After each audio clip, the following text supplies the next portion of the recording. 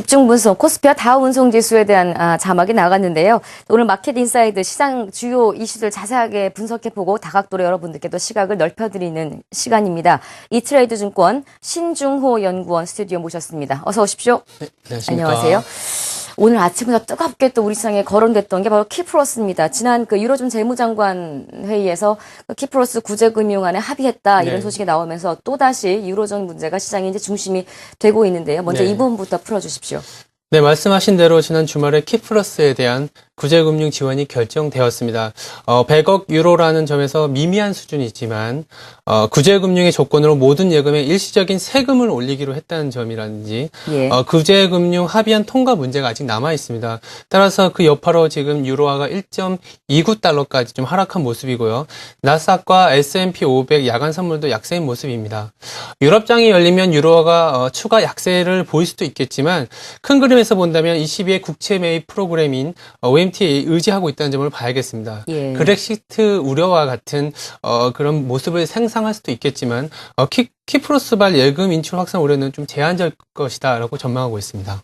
브렉시트 참 오랜만에 들어보네요. 예전에 그리스가 하도 우리 시장에 속썩일 때 그리스가 뭐 유로존에서 탈퇴하냐 마냐 이러면서 이제 브렉시트란 말이 나왔었는데 어쨌거나 지금 유럽 문제가 또다시 불거지고 있고 디커플이 해소될 것이다라는 많은 분들의 긍정적인 기대가 아직 다소 시장에는 아직 부족한 것 같습니다. 벌써 2주간의 코스피 시장 조정이 나오고 있는데 우리 코스피 시장분이 이런 어떻게 보고 계십니까? 네, 국내 증시가 좀처럼 기분 좋은 흐름을 보여주지 못하고 있는데요. 한국 증시에 대한 시각을 밸류에이션 측면에서 본다면 지난 3월 초가 공교롭게도 2012년 밸류에이션 고점에 맞닿아 있었습니다. 자산 가치에 근거한 PBR 기준으로 1.07배에 도달했었던 건데요. 그 수준에서 이제 숨고르기가 진행되고 있다라고 보시면 될 텐데 기억하시겠지만 그 수준에서 왜 지난해에 좀 밸류에이션이 하락을 했느냐?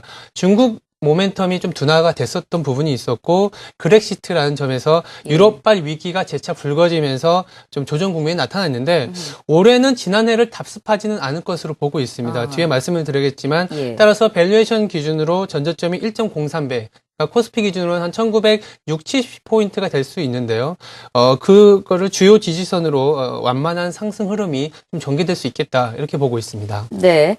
자, 이제는 뭐 중국이나 유럽보다는 그러니까 일단 그쪽의 힘이 좀 우리 시장에 미치는 영향이 조금 줄어들었다 이제 이런 말씀하시는 것 같은데 근거를 좀 제시해 주시겠습니까? 그래서 우리 지금 뒤에 중국 전인대 폐막한 얘기 자세하게 나눌 거거든요. 간단하게 말씀드리자면 크게 세 가지 부분에서 좀 시각을 보고 있는데요. 첫째는 국제사회가 여전히 공조체제 안에 있다는 것입니다. 지난해에는 어떻게 말하면 디레버리징이라는 이슈가 굉장히 강화가 됐었는데 긴축에서 성장으로 G20이라든지 IMF 보고서가 나온 것을 보시면 주요 어젠다가 이전했다는 점이 중요하고요. 그래서 보다 완화된 부채 감축 계획이라든지 성장 중심에 대한 합의가 지금 밑바탕에 깔려 있다 이렇게 보시면 되겠습니다. 두 번째는 2012년은 소위 선거의 해라는 얘기가 돌 정도로 어떤 정치적인 리스크가 굉장히 컸었는데요. 올해는 그런 정치 리스크가 감소하고 새로운 정부 또는 새로운 지도자에 대한 기대감이 굉장히 높아진 구간이다. 따라서 중국도 이런 시각에서 바라보고 있고 저희는 중국 전인대 마감으로 신도시화 관련 정책이라든지 정책 집행에 대해서 좀 더 기대감을 갖고 있는 상황입니다. 마지막으로는 글로벌 경기가 역시 회복 국면에 있다는 게 가장 중요한데요. 2011년 중반 이후에는 지난해 상반기까지 소위 OECD 경기 선행지수가 하락 국면에 있었습니다. 그렇지만 지난해 2012년 8월에 OECD 경기 선행지수가 저점을 찍고 회복 국면에 있다는 이 자체가 사실은 지난해와 다른 모습이 전개될 가능성을 보고 있습니다. 지금 현재 뭐 여러 가지 정책적으로 중국 시장이 조금 둔화되고 있는 양상이라든지 유로존 리스크가 부각되고 있는 부분들이 보다는 오히려 새로운 정책에 대한 기대감이나 이런 분들이 긍정적인 요인으로 우리 시장에 미칠 것이다. 이제 이런 얘기가 함께 나오고 있는데요. 그렇더라도 이런 글로벌 경기 회복 분위기에 우리가 언제 확 동참할까 이제 이게 지금 여러분들이 궁금해하고 계신 부분일 거예요. 발목 잡을 이슈가 너무 많이 있어요. 이게 언제쯤 해소가 되고 우리도 잘 갈 수 있을까요? 조금씩 해소될 것으로 보고 있습니다. 지난 주말에 뭐 여야 정부 조직 개편안도 합의된 것처럼 국내 경기에 있어서는 여전히 부정적인 요소가 굉장히 많습니다. 일례로 뭐 부동산 가격 상승을 예상하기는 아직도 어렵고 민간 소비 증가는 여전히 시간이 필요합니다. 그러나 경기에 대해서 부정적인 부분만 있다고 해서 모든 것을 부정할 필요는 없다고 보고 있습니다. 글로벌 경기의 회복에는 대부분 동의하고 있고 국내 증시 그리고 한국의 어떤 특징을 본다면 예. 수출 증가가 굉장히 긍정적이기 때문이다. 아하. 무슨 말씀이냐면 일부에서는 한국의 민간 소비 비중 감소를 굉장한 악재로 받아들이고 예, 있는데요. 민간 소비 비중이 늘어주면 좋겠지만 단기간에 늘어날 수 있는 상황은 아닙니다. 한국의 정확한 상황을 지나치게 부정적으로 인식하게 만들 수 있는데 민간 소비 비중이 가장 높았던 2002년에도 사실 타국 대비 굉장히 낮은 소비 비중이었거든요. 예. 한마디로 수출 중심의 국가라는 것입니다. 따라서 한국의 무역 의존도는 사실 이미 2011년 기준으로 110%가 넘어버렸습니다. GDP 대비해서. 따라서 구조적 변화는 저희도 좀 변해 가겠지만 단기간에 한국 증시 그리고 한국을 바라봤을 때는 수출 증가율이 어떻게 될 것이냐 이게 중요하다고 볼 수 있겠습니다. 큰 그림에서 우리 시장을 판단할 때는 뭐 부동산 문제나 뭐 민간 소비나 이렇게 내적인 문제보다는 외적인 이슈가 더 크게 이슈가 될 것이다. 그 부분에서 우리 시장이 긍정적이다라는 네. 뉘앙스로 저는 들리는데요. 네. 수출 증가율이나 이런 외적인 요소가 어느 정도 긍정적으로 좋아질 거라고 예상을 하십니까? 네, 국내 증시에 대해서 기대한 이유는 앞서도 말씀드렸지만 글로벌 네. 경기가 회복 국면에 있다라는 것입니다. 뭐 그림을 통해서 나타날 수도 있겠지만 국내 증시에 대한 기대감은 향후 수출이 어떻게 될 것인가에 따라서 변하게 되어 있습니다. 그래서 수출이 증가할 것으로 기대된다면 국내 증시에 대한 기대감도 높아질 것을 보고 있는데요. 여기서 저희가 주목하고 있는 지수가 사실 다우 운송지수입니다. 예. 경기의 바로미터로 작용하고 있는 다우 운송지수의 상승은 시차를 두고 수출 비중이 높은 한국 주식시장에 우호적으로 작용했기 때문인데요. 실제로 그동안 디커플링 되었던 다우 운송지수와 코스피 지수가 최근에는 리커플링 되고 그 네. 괴리폭이 줄어들고 있습니다. 이 자체는 무슨 말씀이냐면 글로벌 경기와의 괴리를 좁혀가고 있으며 전 세계 교역량 증가라는 것에 코스피가 조금 다가가고 있다.